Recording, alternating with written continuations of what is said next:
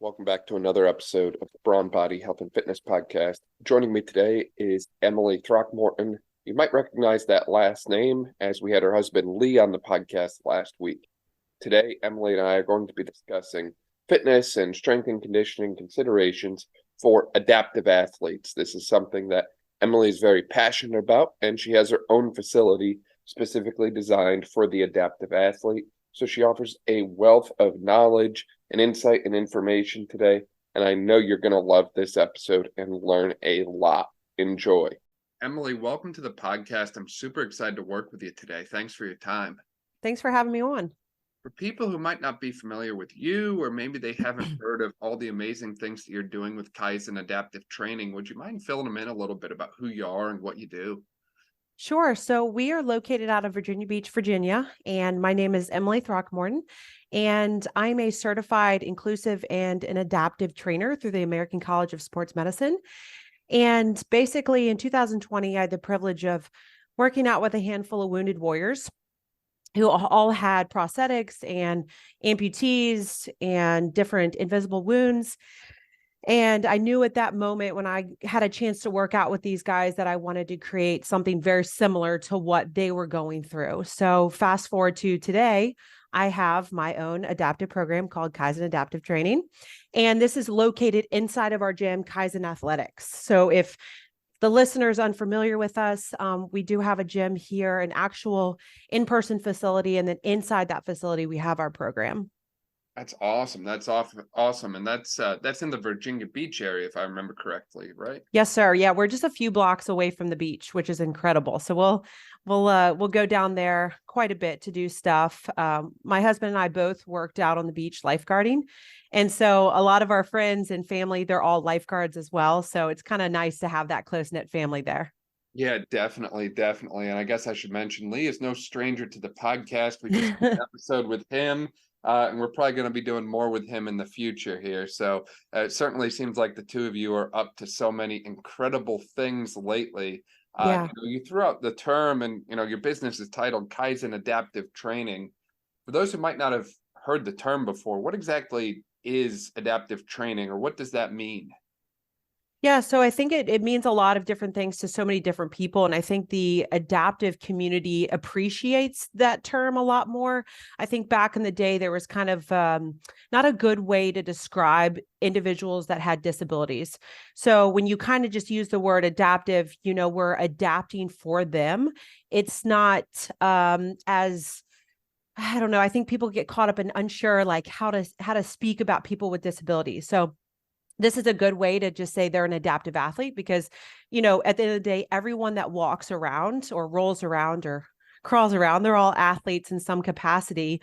It's just a matter of what degree, what category. So an adaptive athlete basically is an individual that has any sort of like physical or neuromuscular injury that may be in a wheelchair, maybe they have a spinal cord injury, they're an amputee. They could have an invisible wound such as traumatic brain injuries or PTSD, which is post-traumatic stress disorder. So there's such a wide variety of individuals that are living with disabilities. So we were able to come up with this term adaptive training because it gives these athletes an opportunity to have a category outside of sports where typically you and I would perform. So now they have their own category and they can perform in sports related activities against other athletes that also may be having similar impairments. And I think that has been a huge step forward for these individuals because they haven't had a place in the past where they can go and work out, where they're working out with other individuals with similar impairments. Definitely. There's a lot of great things that you just shared there, Emily. To recap here first, I think you kind of allude to the point that words mean things. And if you use the wrong wording with the wrong person, you might get an outcome you're not looking for. And maybe that's, with the way you cue an exercise, or maybe that's more along the lines of how you talk about someone and how you talk to them. So Absolutely. I certainly think that, you kind of said it in a person first language. And I think that's important. We have to remember that we're not working with a diagnosis. We're working with a person who has some type of diagnosis, but ultimately, I don't think that should be a limiting factor. It's not what's happened to them, it's who they choose to become. So Absolutely. I think that that is a very essential piece. And I love that you brought that up. And I also think it's important to bring up, as you mentioned, the community focus of fitness. You know, when we go to the gym or we work out, it's not necessarily just like, you know, you flying solo. Like there's other people there. There's a community feel. And that's something we've talked about in past podcast episodes. John Hasdavac and I did an episode a while ago on his gym, Chuckwalla, and they do such a great job of bringing people together. And I think that's one of the most powerful, important pieces of fitness type settings is the ability to bring people together. So I think that there's so much importance to choosing your wording carefully and also creating a type of space and environment that allows cultivation of a community type feel in fitness for populations where they might not have that in other areas. Absolutely. And as you know, as a, a PT, when an individual comes to you and they have their acute injury, you're not going to, you say, oh, this person has an ACL tear and I'm just going to just say, oh, that person, that's all that you can think about them. There's so many other pieces to that individual. And the same thing applies to these individuals. If they're spinal cord injury, yes, they might have a spinal cord injury, but there's so many other things going on that we can address at the same time. We're not just going to focus on that ACL for you, right? We're just going to focus on that spinal cord. Like there are so many other things you can do. And that goes back to an adaptive situation. We're adapting for that individual for whatever they have going on. We're not scaling for them because I think that's a big piece too. Like scaling versus adapting. Like if you were to come in the gym and you have an acute injury of an ACL tear, I'm going to scale the workout for you, whether that's loads or reps or intensity, whatever that is. But if you have a long-term impairment, I'm going to adapt for you about how this is going to look for the rest of your life. So I think that's kind of the missing piece too, that sometimes a lot of coaches, strength and conditioning coaches don't understand. It's like, you have to adapt for these individuals long-term, not just from an acute setting. I think that's a great point, a very great point. And, this is an example that comes to mind along that point versus on scaling versus adapting. Hypothetically speaking, say you're working with an individual who doesn't have arms. Maybe it's a veteran or whoever, and they don't have arms. Well, I might not be able to back squat them with a barbell, but I might be able to get a safety squat bar over their shoulders. And Absolutely. I might be able to train the exact same movement pattern, just with a slightly different piece of equipment. So to me, that's where the adaptive comes in versus the scale would be, well, we can't do barbell squats, so we're just going to body weight squat only. Correct. A significant regression, but I think we can do better than just regressing everything. And that is, it's so nice to hear that. And it's very refreshing. It's like, we can do better. It's so easy to kind of go the lesser route, which is, oh, just do an air squat for the day. Cause I don't feel like thinking about what I might have to do to actually make this accommodating for you or make it a challenge. And that's where the difference lies for the 1% that actually wants to go to the gym and hit the gym hard and they want adaptations. They are the 1% that comes into us. The majority of the people in the world, the general population, they don't really want to do the hard stuff sometimes. But there are the 1%, especially these adaptive athletes that come to us and they want to know what's after PT or after OT. Like they want that hard push again. They want to be in the gym again, and they want to have that camaraderie with other athletes. And we want to be able to give that to them. And if we were just to say, oh, go do, a couple air squats in the corner, they'd be like, well, this is not really pushing me very, very hard. So we want to find different adaptations that are actually challenging them in those positions. So yes, if we have a stroke survivor that can only use one arm, great. We're going to use a dumbbell in that the functioning side, and we're going to still have them doing front squats with a dumbbell. There's so many things you can do. And that's why I've really enjoyed being able to when I first started our program, it was a lot of bringing in athletes that were adaptive, and I got to coach them up. And then I had volunteers that came in that were PT students or OT students or med students, and they wanted to learn how to work with these athletes. And now our program has shifted to where I have taught these individuals how to work with these athletes. So now I'm able to create a program where individuals can go online and they can take our course online on how to work with adaptive athletes, or we have in-person seminars. So it's been kind of cool to watch that transition of, at first it was just the athletes, and then it was, training up these volunteers. And then now I'm actually training up strength and conditioning coaches, which is really, really cool to watch that transition. But there's so much that we can do with these athletes. Right. It's a ripple effect. Your Yeah. actions are starting to impact those of other coaches. And as a result, you're going to have an impact on thousands, if not millions, of athletes who, require maybe a more adaptive setting.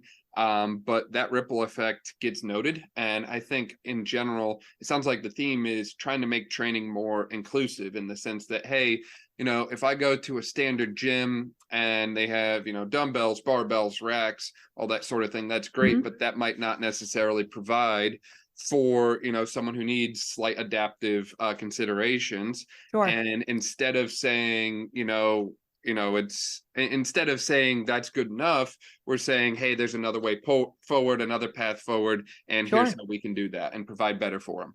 Absolutely. Yeah. And it's been really cool to be able to share my knowledge with other individuals that want to work with adaptive athletes, because it is really starting to take off, which is incredible. And I love seeing that all over the world.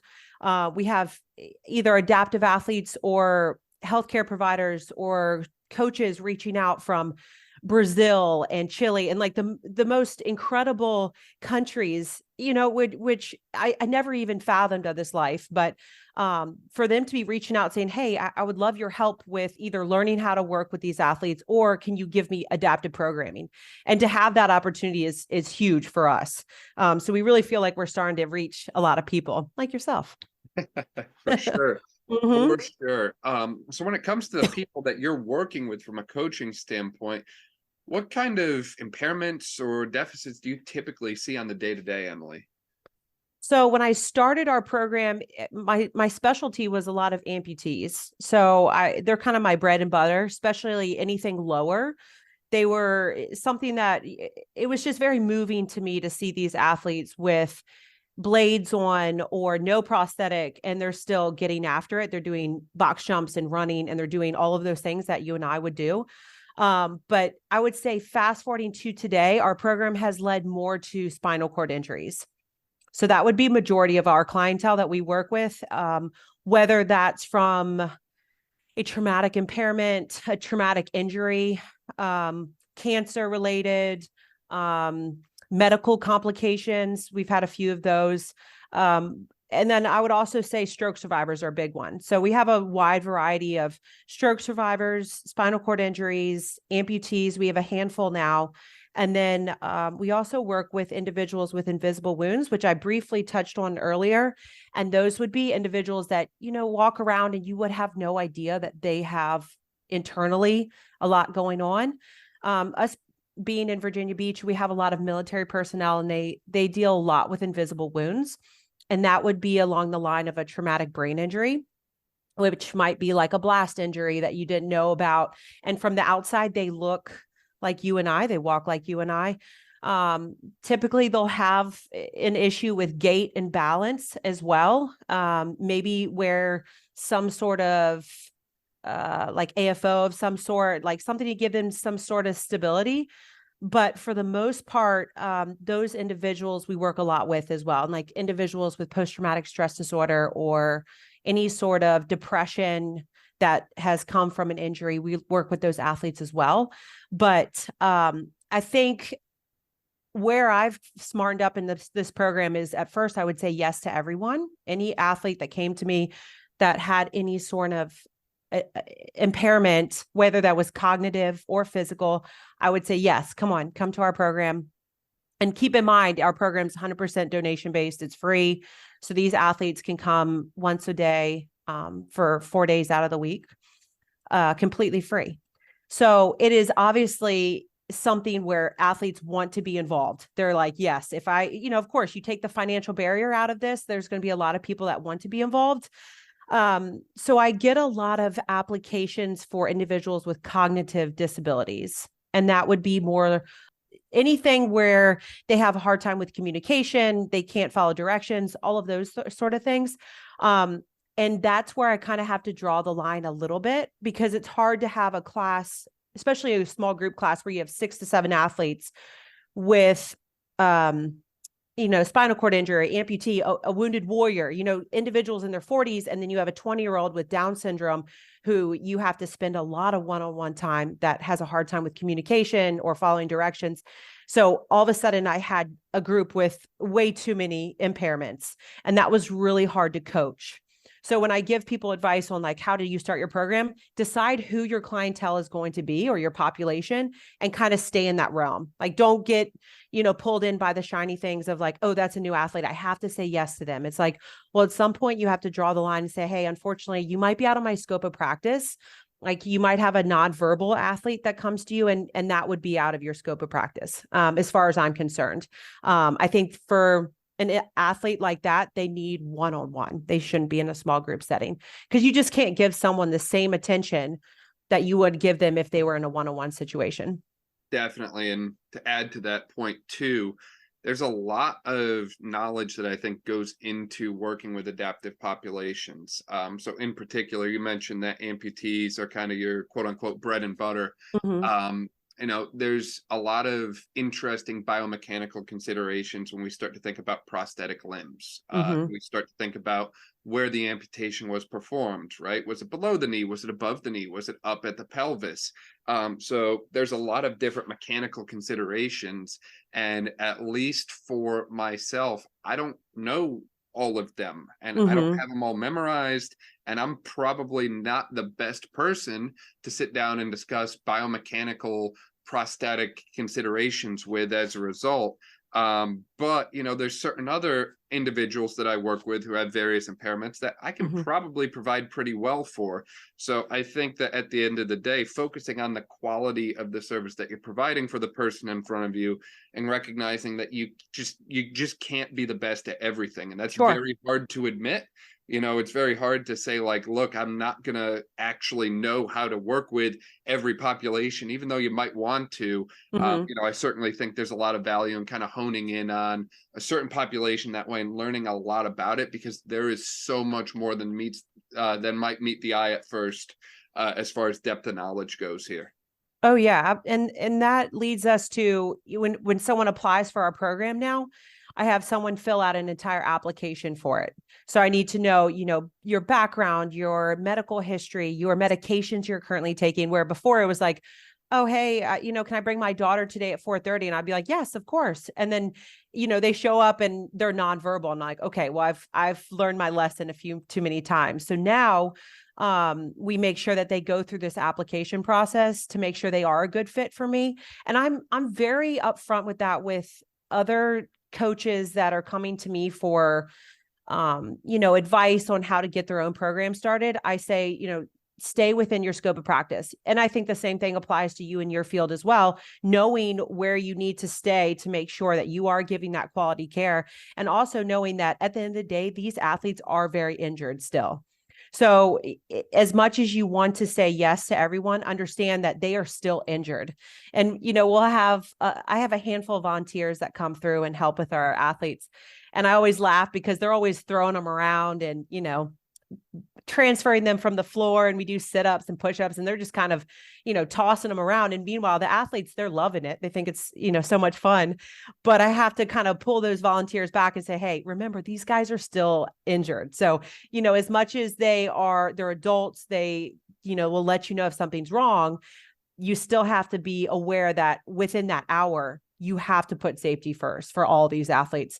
But it is really incredible to watch them want to push themselves outside of that comfort zone, especially for a lot of these athletes who kind of think that their life has kind of come to a halt after their injury. They're kind of, they don't have that drive anymore to really push themselves. They, maybe the highlight of their day is coming to the gym for that 1 hour. So having a place to where they can let loose a little bit, they can high five their buddy, they can listen to music, they can sweat with each other. I think that's so important as far as like a camaraderie side goes.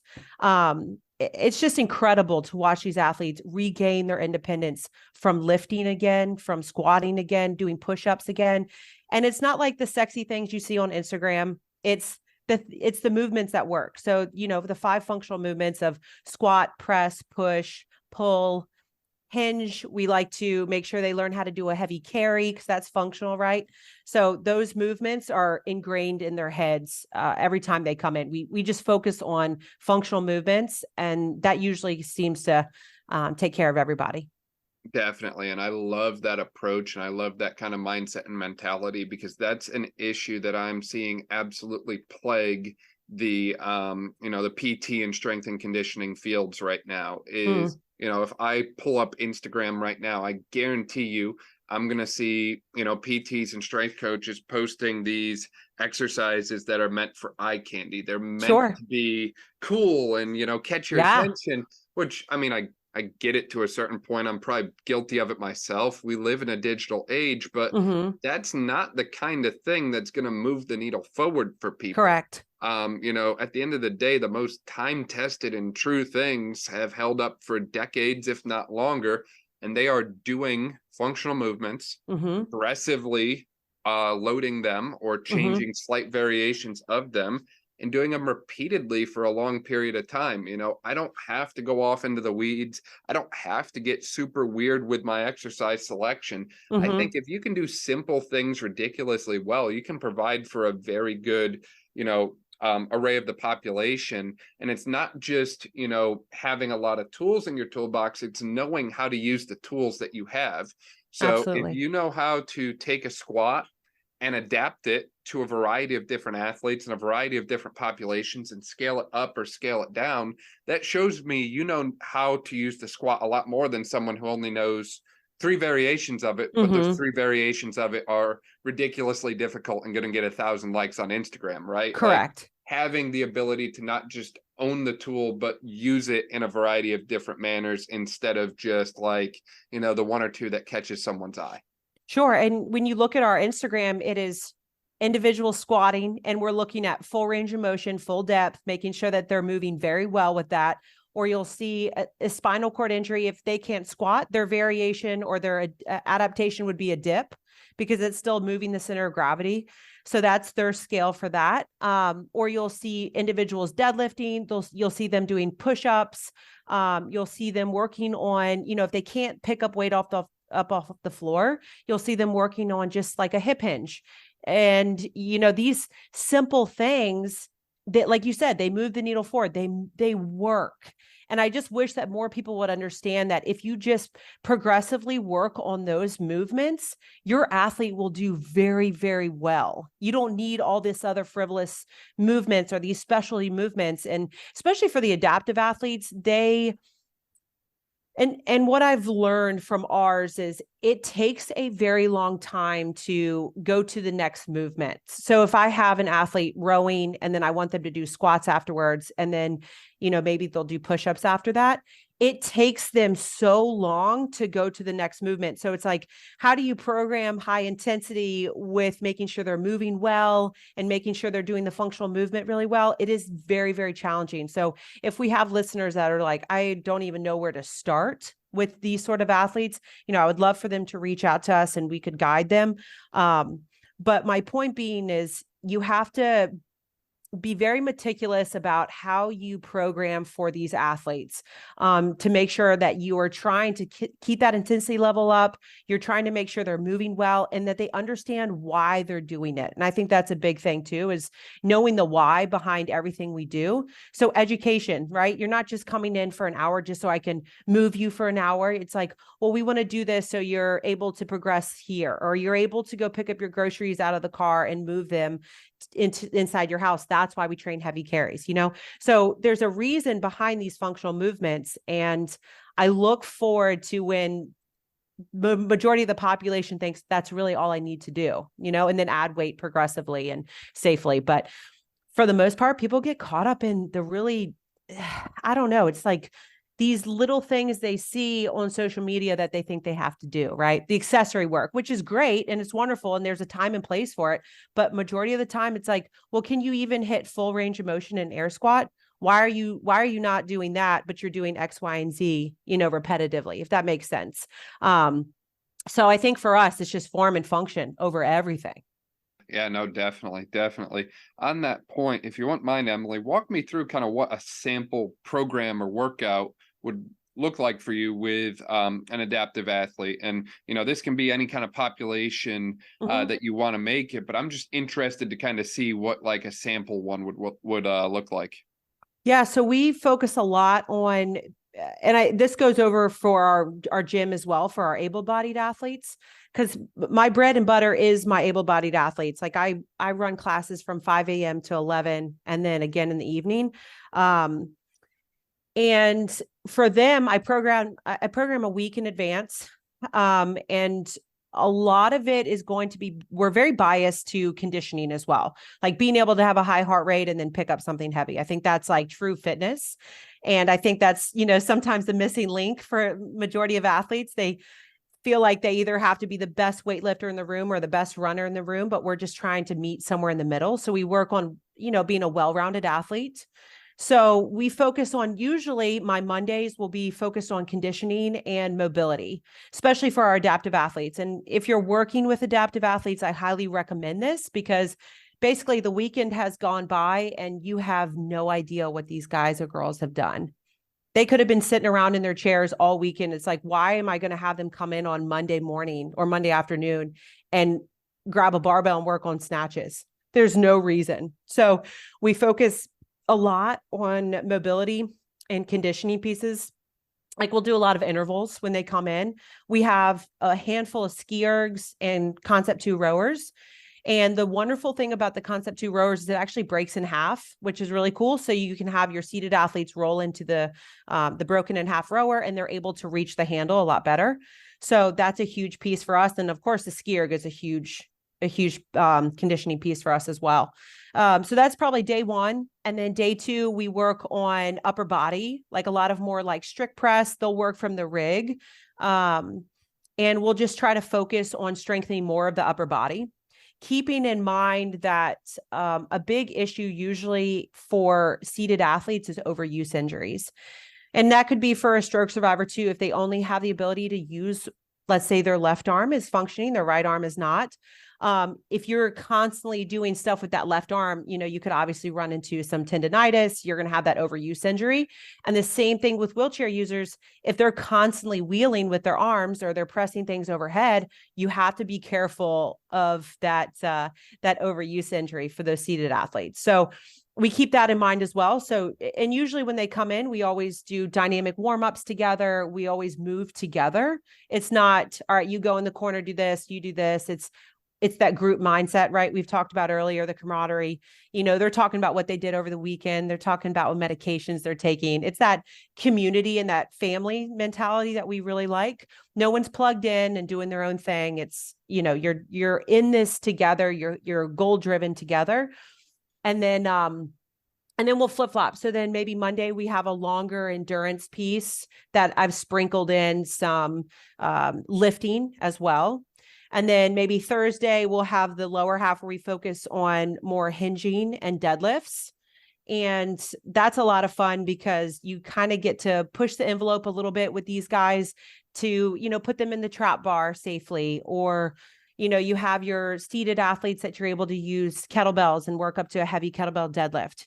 And then once they're moving really well with maybe, that kettlebell or dumbbell or barbell, then we incorporate it into the workout. Because like I said, it takes a really long time for everybody to kind of move in the same time frame. So if I get everybody on the same page with, hey, all right, cool, everyone looks good deadlifting. Now we're going to do a workout, a 15-minute AMRAP or, whatever it may be. I typically always would recommend, if you're working with adaptive athletes, give them a time domain, because if you give them a rep or like 5 rounds for time or something, more than likely everyone's going to be all over the place time wise, because you have such different levels of impairments.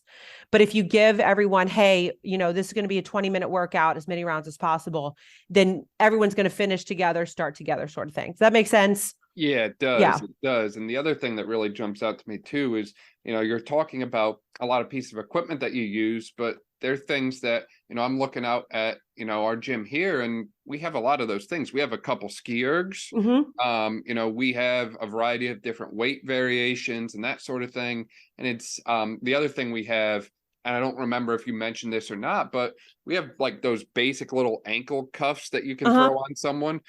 We've thrown them on individuals in PT clinics that I worked in previously who maybe they don't have all of their fingers, or maybe their hand, maybe they had an impairment with their hand, whatever. That way, you can literally cuff that around their wrist and do all kinds of cable or band resisted bicep, tricep, shoulder work. Like, really, I think the sky is the limit in how you can adapt things. And the other absolutely. thing, as you were talking as well, I saw a few parallels between how you program and how Lee programs as well.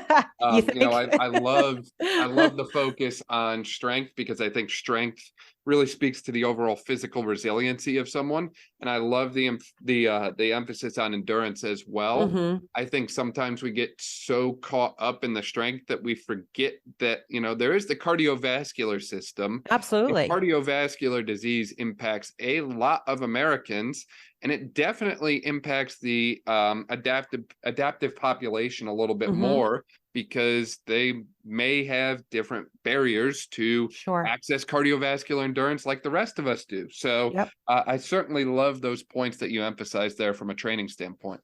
Oh yeah. And of course, like Lee and I have the same methodology when it comes to programming. We're very similar there, and it's very eye-opening. And I'll be honest with you, it's kind of fun for us if we have a guy that comes in, and this is more of the able-bodied athlete side of things, but he'll come in, he's jacked from head to toe, and, we're like, oh, he's probably a bodybuilder. This is going to be fun for us. And the second you put him on the Echo bike or the assault bike, and, we're like, all right, great. You're really strong. We're going to deadlift this 225-pound barbell 20 times after you get off the bike for 20 calories. And the time that they get off the bike and go to that barbell, which typically they would have no problem with, they are devastated.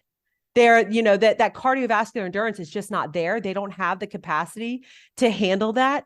And so it's just fun for us to kind of use that tool as an eye opener. So not like, we're going to poke fun at you, but hey, maybe we need to, expand your bubble a little bit, make you a little bit more of a well-rounded athlete. Now, if your goal is to be a USA weightlifter and that's your specialty, then great. That's where you need to make sure that all of your arrows are lined up in that direction.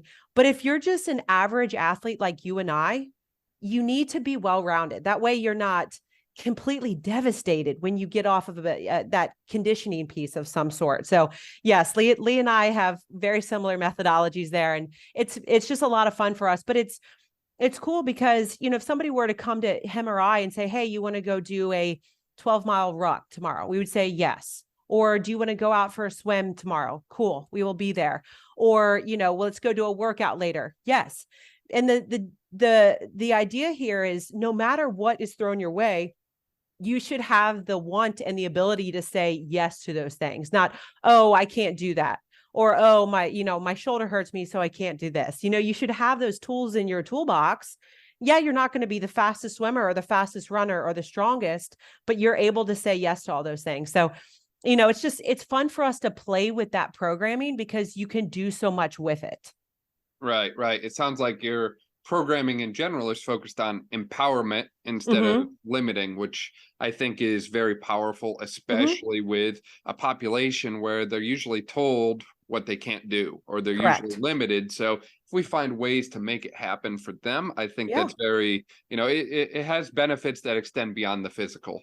So from a facility side, say you're helping physical therapist or a strength coach who's designing a facility and they want to work with adaptive athletes, or maybe they want to bring in new equipment to an existing facility to better provide for adaptive athletes.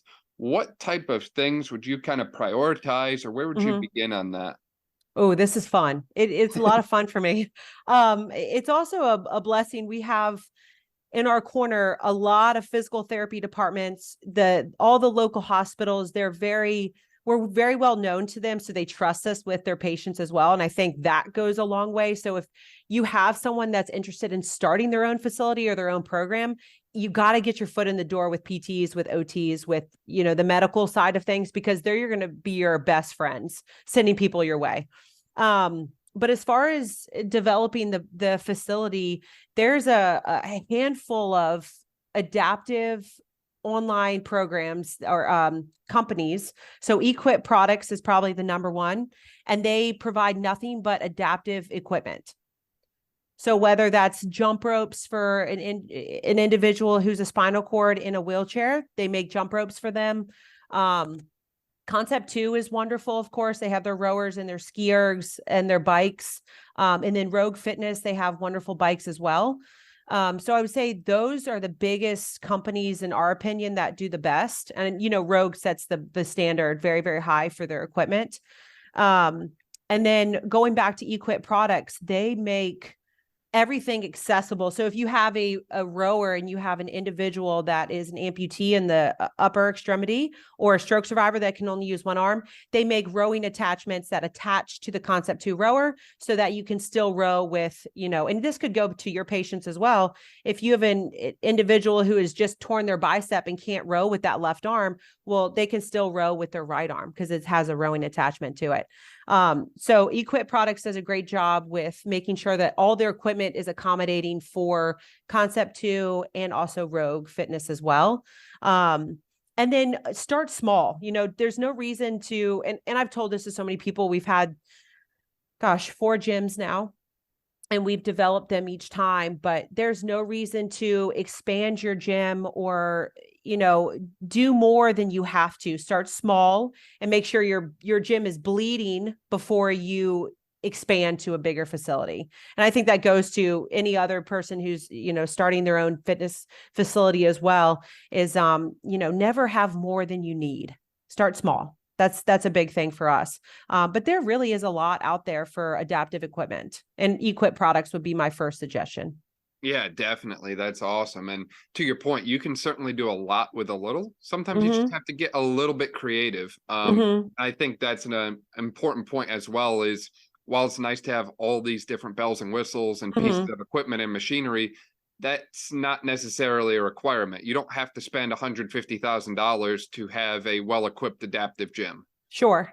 Yeah. Starting off with a rower and a ski erg, and then that adaptive equipment from Equip Products, you would be golden to start off with. Definitely. I love that. How about on the knowledge side? Do you feel like most PTs, strength coaches, people that you've worked with that way, have the knowledge base to really serve this population well? And if they don't, what kind of resources should they be looking for, or where should they be going to learn more? I definitely think that there's a disconnect between adaptive fitness training and a strength and conditioning coach or a PT or an OT. I think that what we're trying to do is bridge that gap as best as possible between the healthcare side to fitness. And if people are interested in becoming an adaptive fitness coach or an adaptive coach of any sort, I would recommend them to our website, which is kaizenadaptivetraining.org. And that's a way that they can access either our Kaizen Adaptive Coach course, which is a full-on coach course that will give them the tools they need to work with these athletes with the broad painted brush of all the impairments. So we have, videos, we have modules, we have education, and they are all tied to any impairment that you may see. And then also we have different protocols on our website that is either if you just want to learn how to work with an amputee, we have a protocol on that, or someone with a neuromuscular injury or neurological, whatever it is, we have protocols for each of those things. So if someone's interested in learning more, because personally, when I started down this road, there's not a lot out there. Like, for instance, when I studied for my American sport or my inclusive fitness trainer course through ACSM, there was no material on it. There was just a book, and they said, good luck. And then you went to a Pearson Center and took a test. And that was one of the hardest things I've taken. Very sciencey, very extensive, very challenging. And then there's a handful of other ones out there. I just don't think that they're very in depth. So we really went on the other side of that and made ours very, very in depth, making sure that people knew how to work with these individuals. So that would be my suggestion. If someone wants to learn how to work with these athletes, is to head over to our website and they can learn everything there. Definitely. We'll be sure to link to that course in the description below as well. So if you didn't quite catch that, you can just click there. Emily, I'd love to know too, since you've started working with the adaptive athlete population, has it been kind of as you expected it would be, or has anything kind of surprised you? What have you learned from working with this population? I would say the biggest surprise would be the positive feedback from the healthcare professionals. I was not expecting that. I think that, I don't have, I'm not a physical therapist. I don't have that medical history, that medical side of things. And I think I was worried at first that I would kind of get negative feedback from them, saying, hey, maybe you're out of your scope of practice, or you're, not staying in your lane, or you're being unsafe. I kind of expected that. But instead, it's been the complete opposite, where they're calling me to say, if we have like a mutual patient that we work with, they'll call me and say, hey, just wanted to let you know that, X, Y, and Z, this happened today at PT. Hopefully everything goes well at the gym today. Just wanted to give you some feedback on that. So they're communicating with me about these athletes, like these physical therapists are, as they're coming in. And I think just that positive feedback, I just did not expect that at all. Like I said, I expected the opposite. So instead, they're sending us their patients. They have nothing but positive things to say about our program. They're seeing the benefits to these athletes. They're seeing their athletes being able to do things they were not able to do before. They're seeing them deadlift again or do push-ups again. And, in a PT setting, they're goal-driven, of course, as we are, but their goals may be a little bit different than ours for the day. And so I think it's just such a beautiful mixture of professionals coming together to work for this one individual. So that was probably the biggest surprise for me. And then as this program has evolved, I would say that I'm very proud that it's a nonprofit, and we're a 501c3 too. So individuals are able to donate to our program so that we can get more equipment and modalities and, maintain this program for free. But that was another surprise for me. The community has just gone above and beyond to donate to our program. I mean, donations that would just blow your mind. It's just, they see the positivity it's done for these athletes, and they really want to give back. So I think that's been a huge surprise for us as well. But it's also a challenge. For an hour, I get them every day, and making sure that everyone's moving safely and effectively and efficiently. At the end of that hour, I'm kind of wiping my brow to be like, thank God, everyone left here with, no aches or pains. But, it's not an hour of fitness where you can kind of sit back and relax. You're kind of, it's high energy, because that they are injured athletes. And so you're kind of on edge anyway, a little bit. So that has been a challenge for me for sure, because it takes a lot out of me. I've been lucky enough to have volunteers that help me with these athletes, but at the end of the day, these athletes are still injured. So it does put a lot of stress on you. Imagine your day with patients all day. It's a lot, because you're just wanting to make sure that they get a lot out of it, but then they're also not going to hurt themselves in any capacity. So that piece is usually pretty hard for me. Yeah, no, definitely. I think those are great points. And, to your point on the collaboration model, I feel like that should be the standard. In fact, I don't know why that's not the standard, right? Like, why is it that we feel PT, pyro, strength and conditioning, ortho doctors, why is it that we feel that these should be all siloed? In my opinion, everyone should be kind of collaborating together, because the end of the day, the most important thing is the person sitting in front of us. So the better we can provide for that person, the better off everything is going to be. So I love that point, and I can't emphasize that enough. And I think there's a lot of ways a PT could learn from a strength coach could learn from a PT. And you could say that about anything. I don't think it's healthy to be siloed. And I think that we all need to kind of be a little bit more open-minded and learn how we can learn and work with each other. Absolutely. And I tell that to gym owners as well, that, there's 6 different coffee shops on one block. That coffee shop should not be your threat. It's the same thing with your gym.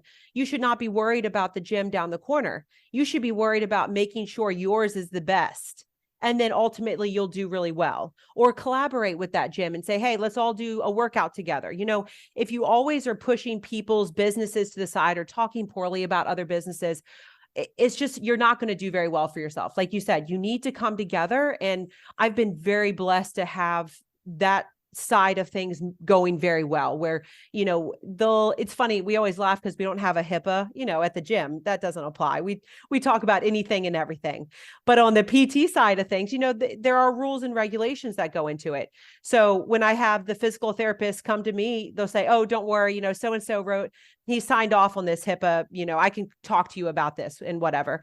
So it's just kind of funny to see the difference in, the more sterile environment versus a gym setting. We're a little bit more low key. We let loose a little bit. We talk about things. And on y'all's side of things, there's rules and regulations like there should be, but it's nice to be able to have that open communication with you all and being able to provide a great service for the athlete in front of us. Like you said, there needs to be more of that.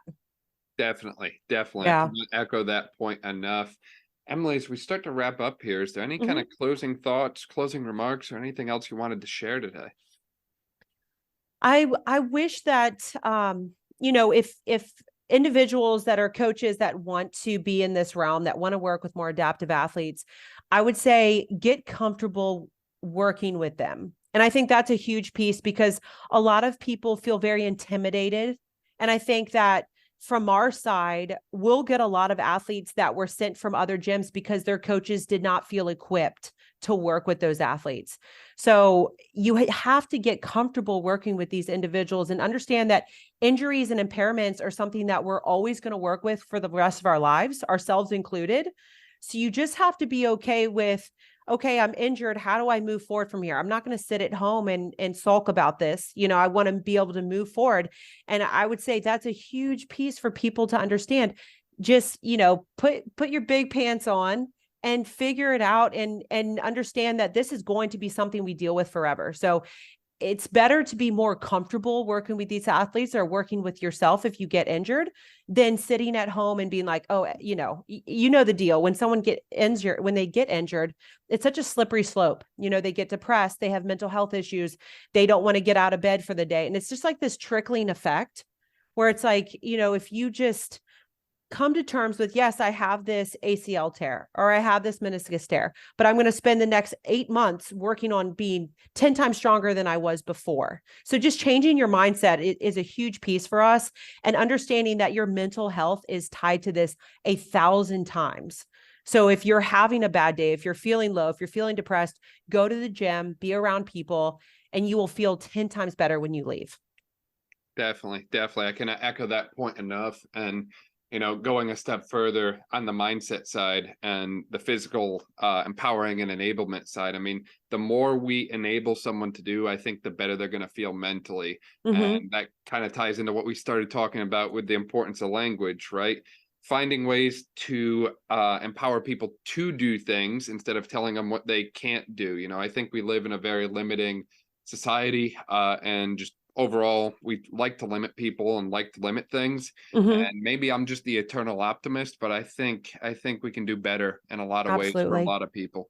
Yeah, absolutely. I'm 100% on board on trying to make the majority of the population better. And I think we all are on the same page there. We just want people moving and feeling better and being stronger.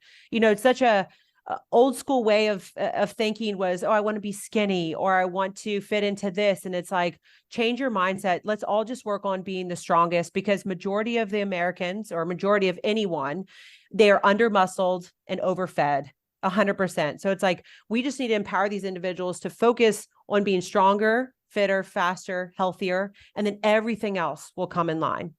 I completely agree with that, Emily. For people who want to find out more about Kaizen or check you out on social media or that sort of thing, where can they find you at? Yeah, so we're on Instagram, we're on Facebook, both under Kaizen Athletics or Kaizen Adaptive Training.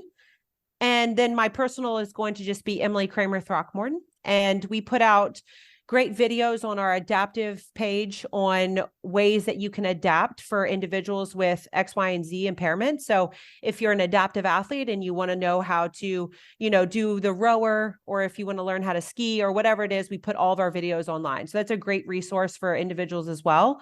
And then they'll be able to access our email there if they have any questions. Perfect. And again, we'll link to all of that in the description below. That way, if you missed it, you can catch there. I'm surprised you don't have the MySpace page still. Yeah, that was back in the day, I guess. Do you still have one? I made one over the summer. It's still is active. it still? I didn't know it was alive. Yeah. So wow. I made one back in like June, July time frame, and I made a big deal out of like, I'm bringing MySpace back. So did it happen? No, it hasn't fully come back yet, but we have a couple connections. So a few people have jumped on. So that's awesome. But Emily, really appreciate your time and for all the knowledge and insight you shared with us today. Thank you. Of course. Thank you so much for having me. Thank you so much for listening to this episode of the Brawn Body Health and Fitness Podcast. If you liked this episode, please make sure to share it with a friend, subscribe so you don't miss any of our upcoming episodes, and leave a review. This way we can spread knowledge and motivation and help reach more people. Thank you again for listening, and I'll see you next time.